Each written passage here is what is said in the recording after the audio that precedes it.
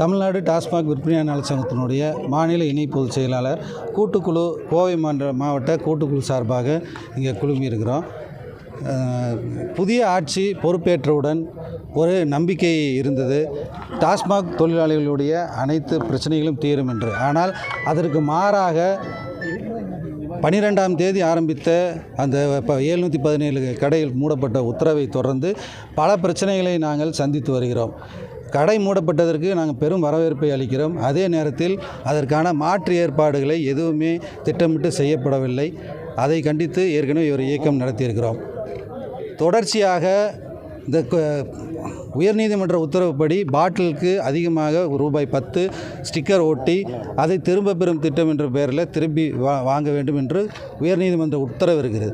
அந்த ₹10ஐ வாடிக்கையாளர்கள் தவறாக புரிந்து கொண்டு கூடுதலாக பணம் வசூலிப்பதாக பல்வேறு வீடியோக்களை சமூக வலைதளங்களில் பதிவிடுகிறார்கள். அதையொட்டி நிர்வாகமும் எங்களை அல்லல்படுத்துகிறது. பல மாவட்டங்களில் இதை கேள்விக்குள்ளாக்கி ஈரோடு மாவட்டத்திலே 3வது நாளாகவும், திருப்பூர் மாவட்டத்தில் 2வது நாளாகவும், தருமபுரி, கிருஷ்ணகிரி போன்ற பல்வேறு மாவட்டங்களிலே இந்த பிரச்சனைகளை வலியுறுத்தி முழு கடையடைப்பு நடத்தியிருக்கிறார்கள்.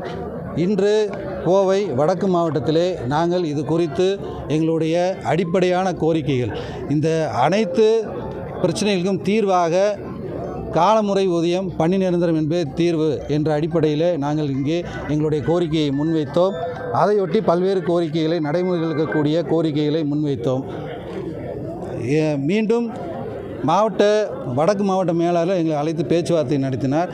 அந்த பேச்சுவார்த்தையில் எந்த முன்னேற்பாடும் எந்த அறிவிப்பும் இதுவரை எங்களுக்கு சாதகமாக கிடைக்கவில்லை. ஆதலால் நாங்கள் முழு அடைப்பை நோக்கி எங்களை இந்த நிர்வாகம் தள்ளுகிறது.